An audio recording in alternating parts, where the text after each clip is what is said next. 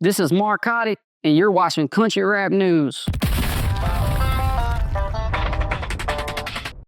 Who is Marcotic and how'd you get started in music?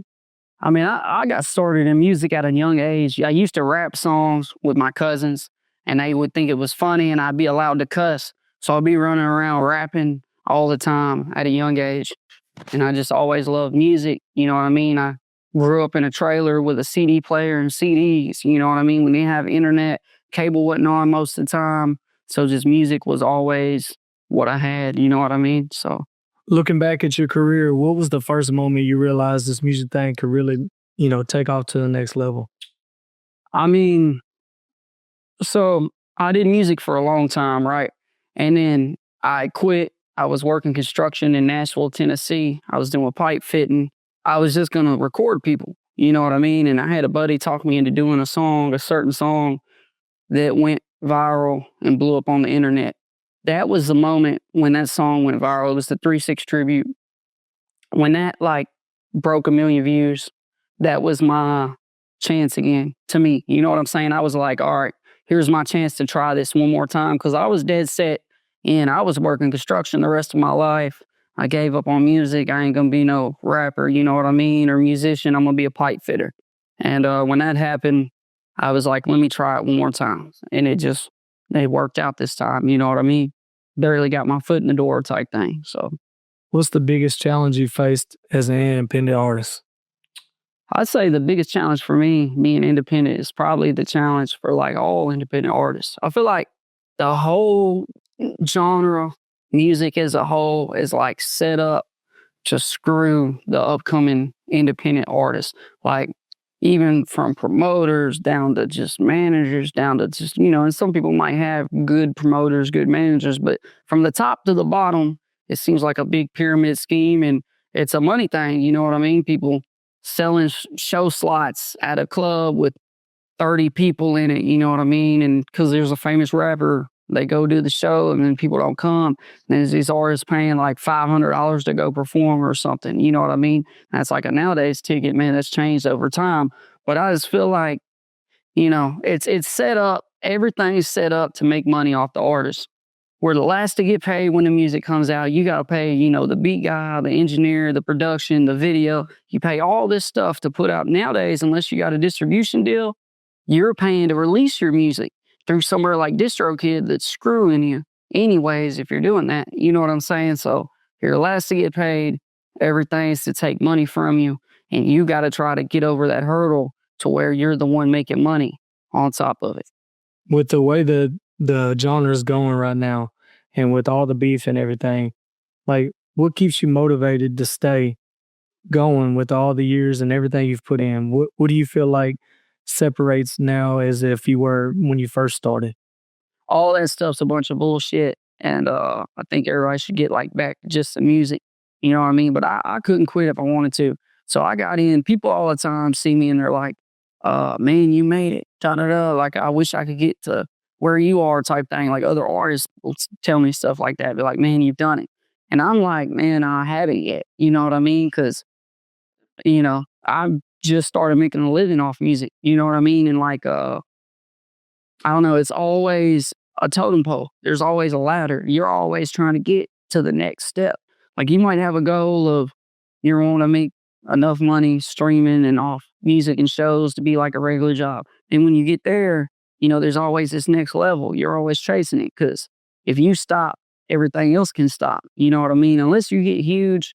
If I just woke up tomorrow and quit, everything would go down. The money would go down. The views would go down. I just woke up and quit. You know what I mean? So my goal is to get to a point where it's like a legacy that lasts forever, that no one can take away, no one can stop. You know what I mean? Hate or not, when you get to a certain point, that's something that's going to last forever. You know what I mean? And that's what I'm trying to do, like a legacy. Now you said you just started making money off music. A lot of that's to your fans, So when the fans come in, they're important. So, what would you say that you do to give back to the fans, or even what's something big that the fans have given to you that you'll never forget? And I always try to give back to the fans and the supporters, you know what I mean? that I can't even go to my own merch booth. You know what I mean? When we're at a show and running a merch booth, I'll go give all my own shit away. You know what I mean? I try to do giveaways and give stuff. I try to reply to every comment. If you comment on a YouTube video of mine, I'm replying to it.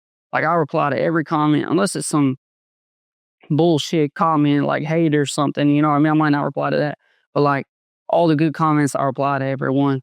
And as far as like what fans have done to me, I mean, they've done it all. You know what I mean? That's the one thing, like in music, no one can give it to you. The people have to give it to you. Like the people got to elect you type thing. No matter who you work with, the people got to chose. And I mean, I've had people like fans bring me and give me different stuff like paintings or print me something out.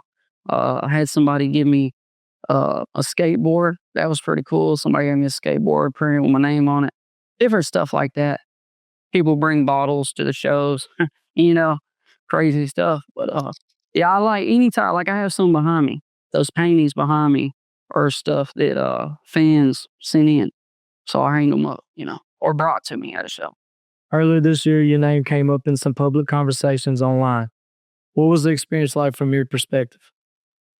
I mean, you gotta be talking about like the times that Upchurch said something online about me or this or that, you know what I mean? So, I mean, there's been a lot of things that come up, but that's probably the couple times that, you know.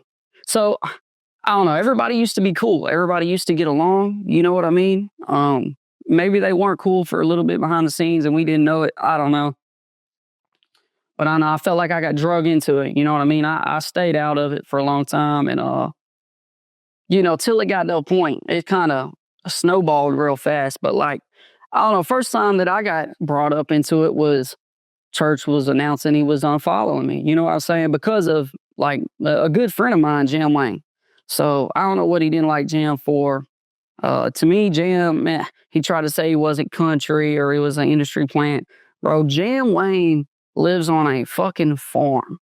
He worked his whole life doing like at the radiation plants and shit, and then did brick. You know what I mean? Anybody that knows Jam, I don't know, to say he's not country thing, that's weird to me. You know what I mean? You know, that's just I mean, that's some crazy shit to say about somebody or to care about for me.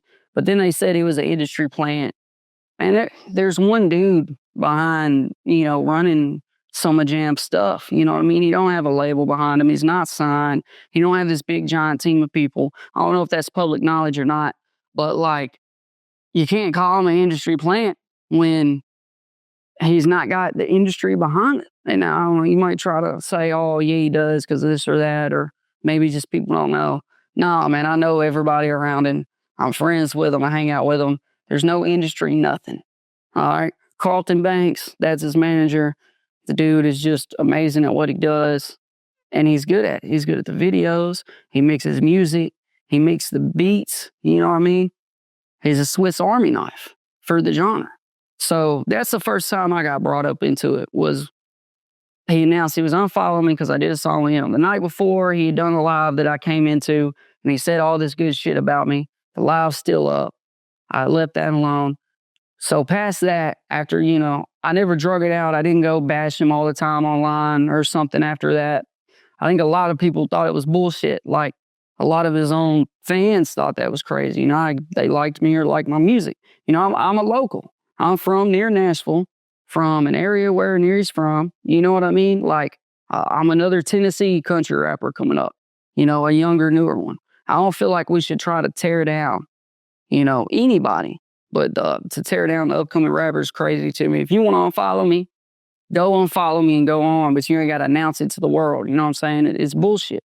Not long ago after that, he went and posted on Instagram talking about accusing Valid, a space dad, of crazy stuff, like some Fed shit. Like, it's crazy to go online and blast somebody like that. I never would do some shit like this, but online trying to accuse him of laundering drug money with a clothing company. What the fuck? Like, and then he, you know, said that basically the guy quit that was working for Valid printing clothes. Well, the guy hasn't been there for a year. Kyle, the guy that was printing, hasn't been there. Valid's been operating without it. You know what I mean? And I haven't always got he said that I was getting my clothes printed there, basically, and accusing them of laundering drug money, I haven't been getting my clothes printed by Valid. They printed one shirt, this one, at the Mobile Home Bash. The Valid, it's got Redneck Rave, it's got all types of logos on it. You know what I mean? Like sponsorship logos on the back. He did that shirt with me. He made this shirt. It's a Valid Mobile Home Bash collab, and that was the first one. I think way back in the day, he might have printed a load for me, but man, I got my own t-shirt press, and I've been printing my own shit up for years. When I first started, I go print 100, 200 shirts. I go to the Dollar Tree, get the t-shirts, print them, put Mo on Rich on them, go to the Mud Park, give them all away for free.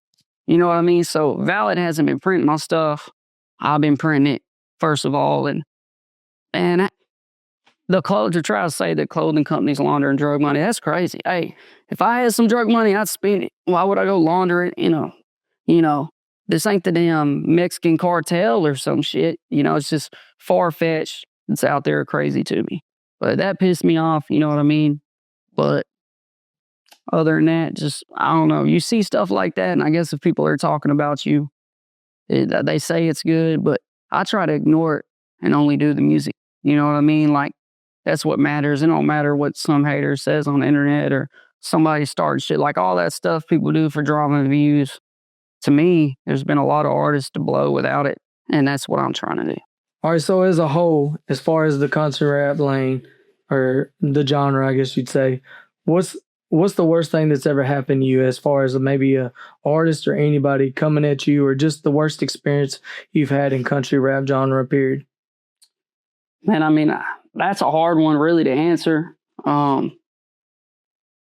okay. So I do got a story for that. And I say it too, because if like anybody ever goes through something like this, there's like a way out of it, or like a brighter side. So when I first ever came into country rap, so to say, there's this dude named Rick, and he owned this mudding company where he printed t-shirts and stuff, right?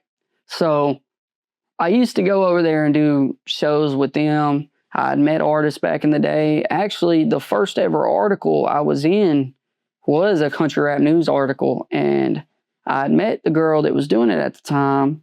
I had met her there through this guy named Rick, right? But met a lot of other artists there too. But anyways, it's neither here or there. But so anyways, I was doing shows. This guy was like, I want to try to help you or manage you, right? And so I started doing a couple shows with him, right? And I made it like a song for his company. This is really early on, right? And so I start doing all that and make a song for his company. I start going to shows with him. At first, it was all cool. Like, it was a new thing to me at the time. Back then, I had never, he did like a RV, a Razor, and he would go to these mud parks. So this is my first experience coming into that. Like, I've been riding four-wheelers and stuff as a kid, but I hadn't been into the country rap world yet and seen the Razors and just that whole thing. Well, this dude, at this time, I didn't know Just in Time. Just in Time actually got into it with a guy, and there's a video floating around of him like cussing him out and trying to fight him. Don't remember what that was about, but I think it was just over something Rick said about him or something. He confronted him, and there's a video. Justin's got it posted. Literally, it was just a whole thing about it. But anyway, so I was around him and didn't know anything about anybody at this time, and he's taking me around to these shows. At first, he acted all cool or whatnot, like he wanted to help manage me. He got mad at me one time because, like, this is something crazy to say, but like he used to have me post on that page and stuff like that. And I'd sent invites out, like, you can hit a button and it invites people to pages. So I sent an invite out, then invited people on the page to my page that he could also post on, you know what I mean? And I don't know, he got mad about that. And then I went, that's something stupid, but that was the first initial time he acted some type of way about any of it, right? I went to this show. This is where it got fun. I went to this show with this dude, man.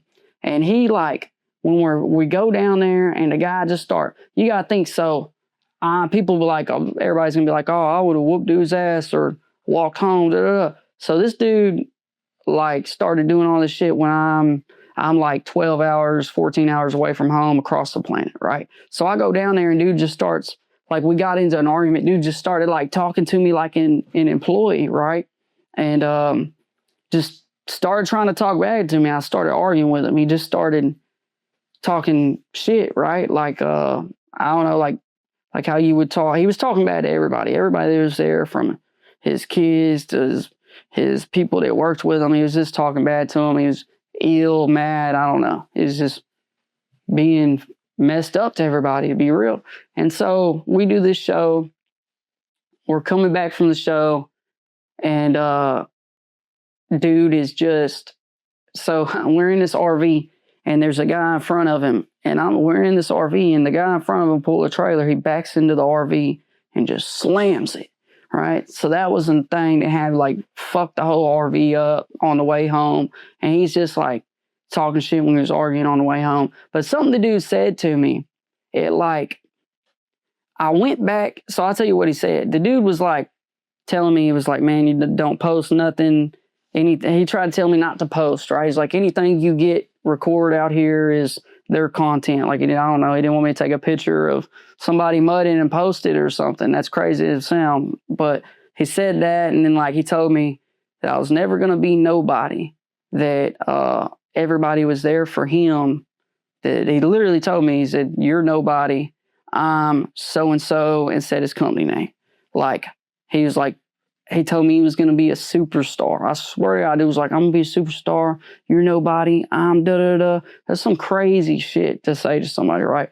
Now, when this happened, I was across the world with No Way Home, right? And he was saying all types of shit to everybody. There's a friend of mine named Bill that was there. That was filming. He said a bunch of shit to him too. But it was this big, bad experience, right? But I ain't never had nobody say some shit like that. That's some like cocky, messed up shit to say. So anyways, after that, when he told me I was nobody and never going to be nobody, that people were there for him, he was this big. He said he was going to be a superstar and was going to be on TV. Well, he ain't on TV now. The fucking table's turned. I don't even think he does any of it no more. I think he went all the way to the bottom. So I don't know. That's karma. You should be good to people and treat people right, because karma's going to come bite you in the ass, right? But so this is really, and this is probably 2020, right? Or I'd say 2020, 2019. 2019, 2020. So anyways, I go home. Don't ever talk to the dude again. I had a song out that I had made for his company. I took the song down. He didn't pay for the song anyways. It's my song. Deleted the song. Never talked to him again. Sat down, made 2 albums. I made Southern Trap and Country Rap, the album. And I sat down and I didn't present those albums till they were done. And I was just trying to take another go at it. I'm like, man, my music's not good enough. I was at this concert where I seen these crazy big people on stage. And I was just like, man, I don't got it. I got to do something different. I sat down and I made these albums. And the song with Lil White that went viral was on that album. So after that, I went and made these albums, went viral. My music people start to realize who I am. Like, I'm not on top of the world yet, but like I got my introduction to country rap, and now I'm doing shows and starting to do better things as it goes on. Anyways, after that, the guy tried saying something to me. He kept trying to post a song of mine, the one that I made. It was about his company, but like it was my beat. I was the only one on the song. He kept trying to post it. I kept having to take it down.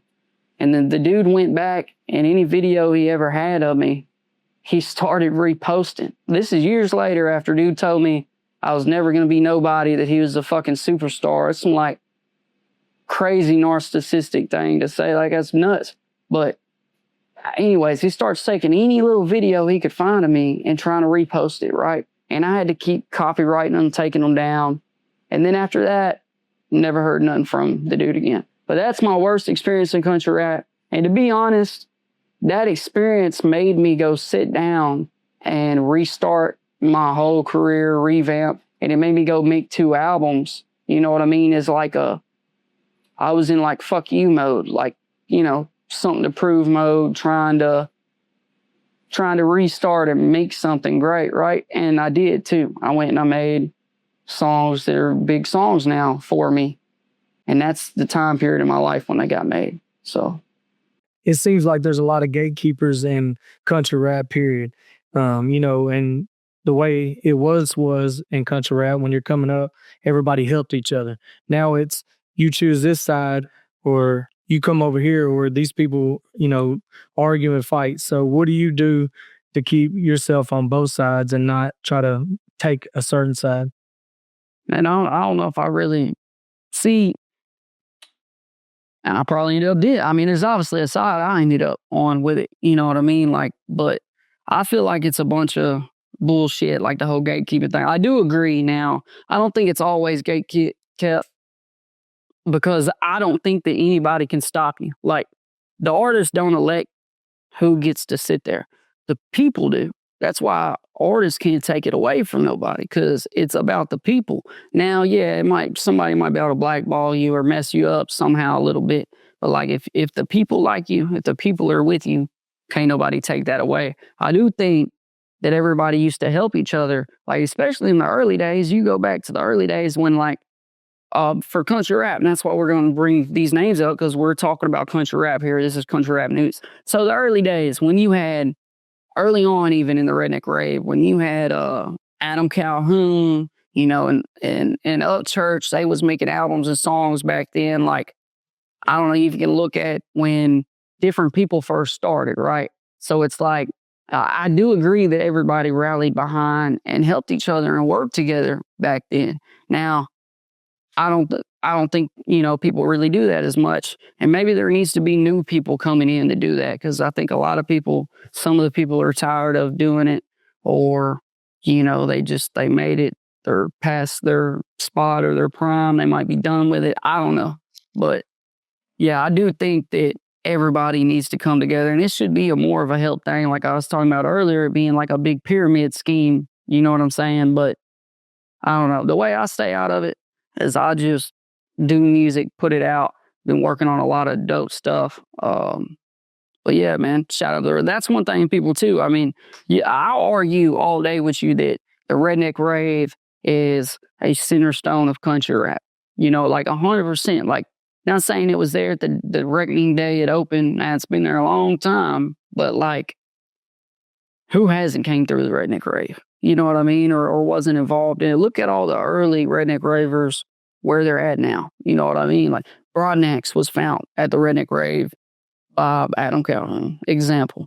You know what I mean? Like, all the stuff that they did early on is a lot of the big stuff right now. Like, even before all this bullshit, the song with Justin Time and Upchurch, that is a big ass song. It's a huge song. The albums that Adam and Church did are huge, But I don't know, man. I just might have went off topic there, but you just got to put the music out and do the work. You know what I'm saying? So one of the people that was mentioned with all this was Space Dad. I know you touched base on it a little bit, but how did y'all connect? And would you say y'all are still cool today? Yeah, I mean, Space Dad's one of my best friends. You know what I mean? Like, so I met him obviously through the Redneck Rave. You know what I mean? And everybody loves Space Dad. I don't know anybody that don't like Space Dad. You know what I mean? Some people are just good people. Yeah, he does the Valley clothing line, and you know what I mean? He's at all the raves, and we did songs together. We just dropped a song with Riff Raff. It's on my album that just dropped, actually, and we've done songs back in the day. Like I said, he's got the Valid clothing company. He's always hooked me up with Valid. I've worn every Valid outfit that they've had since I met him. You know what I'm saying? He's definitely got the biggest clothing company in country rap. Valid that's not owned by really a country rapper. You know what I mean? It's more of a brand. So, but yeah, shout out to Space Dad. So did that period, do you think that changed your whole outlook on or approach on social media and the music industry in general? No, I don't think it really changed nothing about my approach to the music industry. I think I had it figured out before then. You know what I mean? So it didn't change it for me. Yeah, they really didn't. I just put my head down and try to release the album and work on new music. You know what I'm saying? Work with different people. But it's trying to chase getting that one song for myself. You know what I mean? That's what the artist got to do. They got to get big solo songs. And I actually have had one recently, the When I Die song. It's almost at like 2 million views right now. Um, man, I put a lot into that song. It's an amazing song. But that's what I've been chasing. I've been chasing trying to, I don't know, like when you've had a song go viral on the internet, you drop another one and might, for me, it wouldn't do like that last song. So I've been chasing, trying to drop a song that would do as good as one of the others back to back. So I'm chasing myself. You know what I mean? I'm chasing my own tail. I ain't chasing nobody else. Looking back now, is there anything that you wish the fans knew or better understood about you or any of the whole situation? I don't know. People took my side with it. People was like, oh, no, we like Marcotic or this or that, you know. Only thing that ever happened with that stuff that bothered me, and I'll say this on here too, the only person that I think when all that stuff that acted any different to me was Captain Kurt. Like, I used to talk to Captain Kurt, and then when that stuff came out where they're like, oh, we're going to unfollow you, right? Or he announced it. He just went on there and said he was unfollowing me, right? So when that happened, Captain Kurt never talked to me again. He got on live saying stuff, said stuff about Jam, this and that. And I mean, I took it personally. I talked to him since then too. We've had this conversation. But that's probably the only person that when that happened came out act any different. Everybody else in the world that knew me or even people online was like, man, no, that's messed up. And then a lot of fans, they're like, we don't give a fuck. We like the music. We're here to listen to the music. They don't really care. You know, a lot of them don't. I see people that listen to all of them all the time. They don't give a damn about some petty bullshit. They're just playing music. They got a 9 to 5, a normal life, normal job. They don't give a shit about no one else's life. They're just trying to put music on to listen to while they're at work. So a lot of the people are like that. You're always going to have your diehard cult following fans, you know, that especially them that go and do whatever they say. But for the most part, that's the only bad experience I had out of it was, you know, how Captain Kurt was. He reviewed music for me, did this and that. And then what's crazy about it too, Captain Kurt got done the same way. So Captain Kurt acted like that to me, and because Church said he was going to follow me and he didn't like Jim or whatnot. I mean, him had talked about it before then too. And then this is like early on in it too. I don't know, this thing's stretched out for years. It's stupid as shit. But I don't know, he's the only one. And then Church did it to him. Church literally went, blocked him, quit fucking with him, talked all types of shit about him on the internet, said that he was trying to hack his phone because he sent him a Monopoly Go link. Some crazy shit. Like, I don't know, man. I don't think Captain Kurt's a fed or a fucking wizard scientist that's gonna try to hack your phone for what? The fuck are we hacking? Your Facebook or trying to get your bank account? I mean, I just don't see. Captain Kurt was like his die-hard got his homies back. You know, I ain't that mad at him about it because I understand that was his die-hard, got his homie back situation. But Captain Kurt, I mean, what goes around comes around and came back to you. So what would you say would be the biggest lesson that you learned from all this, from all the drama and everything that has happened? I mean, to me, for it, I'd say like, man, I just do music, do your own music. Like, this is one thing too. So if certain people go online and do crazy messed up stuff on the internet and you got a lot of songs with them, it can come back to bite you somewhat. So, I mean, I say keep your head down, do your own music, try to make it for yourself. Don't try to coattail ride on nobody else. You know what I mean? Everybody's got to do it yourself. Can't nobody give it to you. I don't care who gives you a verse. You just because if El Church gave his buddy a verse, he didn't become as big as him. You know what I mean? That type of shit. So, man, with country rap, this is a question probably a million people have asked. And I know originally you were supposed to be a part of it. And I don't know what happened with the situation where you wasn't, but maybe you can give us some insight. Where's the album at, man? With the country rap album, when there was that, man. So the reason I wasn't there is I just had a family thing going on during that. Somebody had passed away in my family, and couldn't make it. That's what happened. That's why I wasn't involved in it, you know. But I mean, everybody talk. I don't know why it ain't been out on the internet or why people didn't just figure what's going on with that. I don't want to put words into nobody's mouth. You know what I mean? Or say, it ain't been on there, so maybe I'm not supposed to say that. But I mean, fuck it. Obviously, there's no album coming out. Um, like everybody that's been there has said or seen that some of the songs they did there got released. So me looking at it that way is knowing, everybody was there recording knows this, that some of the songs got put out already. So they recorded, put some songs out from then. They just didn't do an album. I don't know. Church went online saying that, tried to say the demon flew the coop and left the album or something. He was always saying that. I don't know about that. Don't know nothing about that. I just know they didn't put an album out. They released some of the songs for it. So my point of view perspective, I would say that the whole thing got turned into a shit show.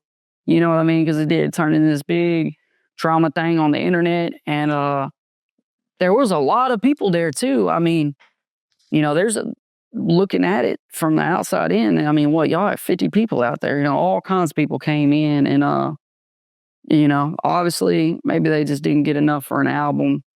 They kept some songs from it, but I mean, then drama happened with the upcoming artists that were there. Like some of the artists that showed up, there were people showing up there that couldn't rap worth a flying fuck. Like people just showing up to all, you know what I mean? Like people that didn't went in there and didn't wasted their time type shit. You know what I mean? And I say everybody deserves a chance to go try what, you had a chance. You did what they did. They knew what they were stepping into. But I think it was a lot of that. You had fucking all kinds of engineers in there. And like I said, they released some of the songs. So obviously there ain't one coming out.